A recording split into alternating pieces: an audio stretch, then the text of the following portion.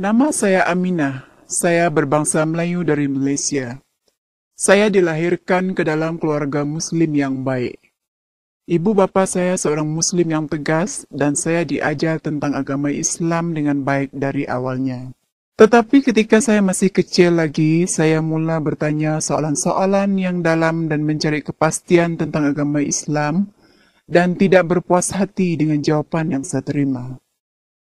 Kerana minat saya dan soalan-soalan yang sering ditanya, ibu bapa saya mengatur supaya saya mempunyai beberapa guru pribadi untuk memastikan saya mempunyai asas yang baik dalam pengajian agama Islam.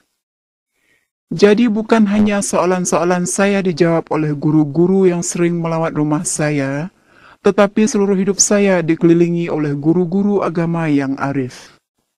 Peliknya, mereka pun tidak dapat memenuhi kehausan saya untuk pengetahuan dan ada kalanya mereka tidak dapat memberi apa yang saya anggap jawapan yang memuaskan untuk soalan-soalan saya yang menuntut penyiasatan terperinci. Kerana pendedahan mendalam saya kepada ajaran-ajaran Islam, saya habis membaca Quran pada usia muda 8 tahun. Saya dapat menghafal banyak ayat-ayat dari Quran dan pembacaan saya cukup baik untuk mengkaji Quran di khalayak umum pada upacara-upacara istimewa seperti kenduri dan khatam.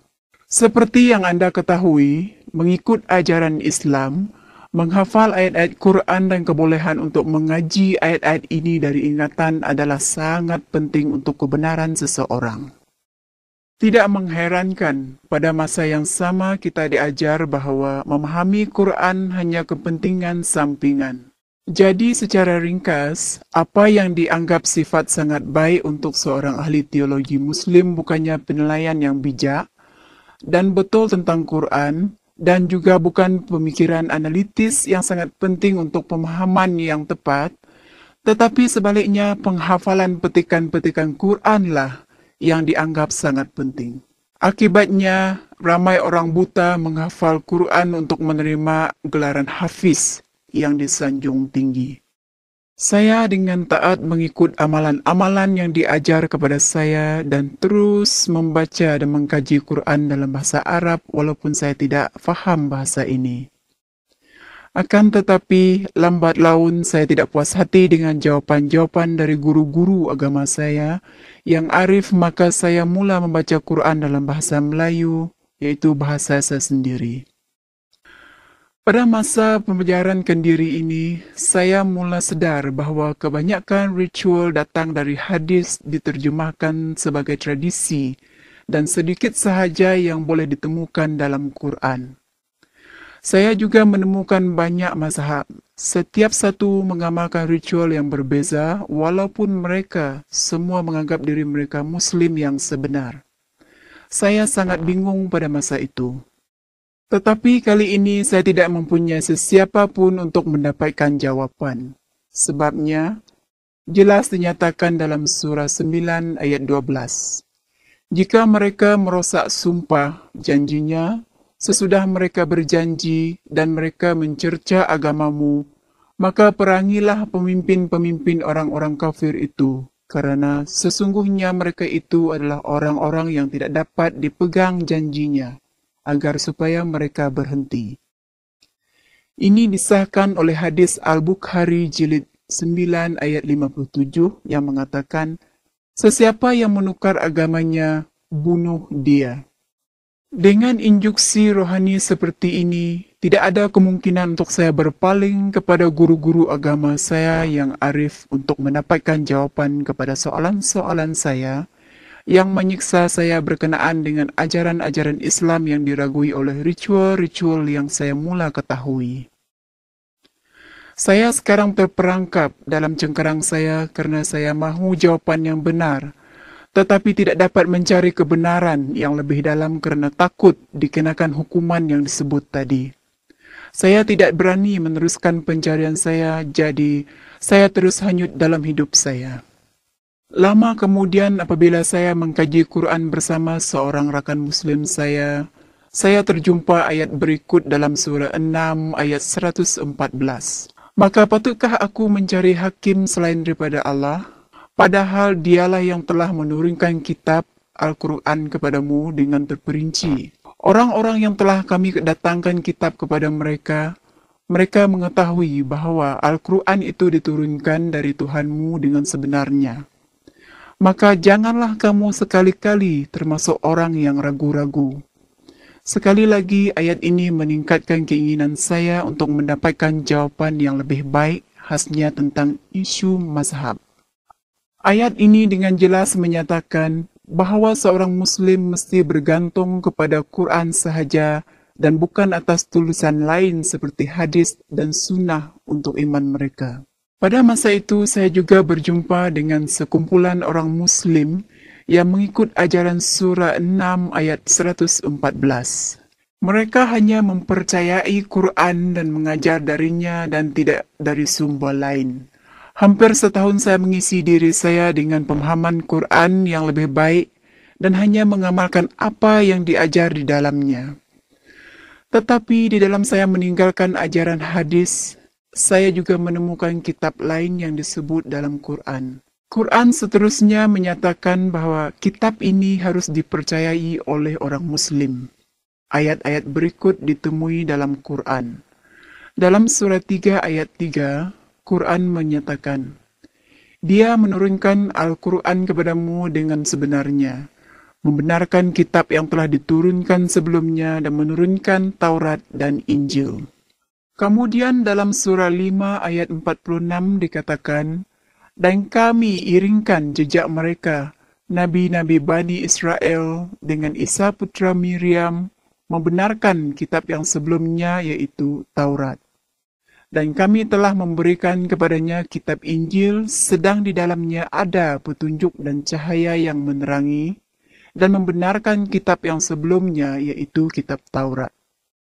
Dan menjadi petunjuk serta pengajaran untuk orang-orang yang bertakwa. Kemudian dalam surah 32 ayat 23 dikatakan, Dan sesungguhnya telah kami berikan kepada Musa Al-Taurat, maka janganlah kamu, Muhammad, ragu-ragu menerima Al-Taurat, dan kami jadikan Al-Taurat itu petunjuk bagi Bani Israel. Dengan semua ajaran positif ini dari Quran, saya tidak teragak-agak untuk mula membaca Alkitab yang mengandungi Taurat dan Injil, dan mencari jawaban yang sebenar kepada soalan-soalan saya. Tetapi sebelum saya membaca, saya berdoa kepada Allah untuk bimbingan karena saya sangat mengasihi Dia. Saya berdoa agar Dia akan menunjukkan kepada saya kebenaran-kebenaran yang benar supaya saya boleh mengikut jalan yang lurus.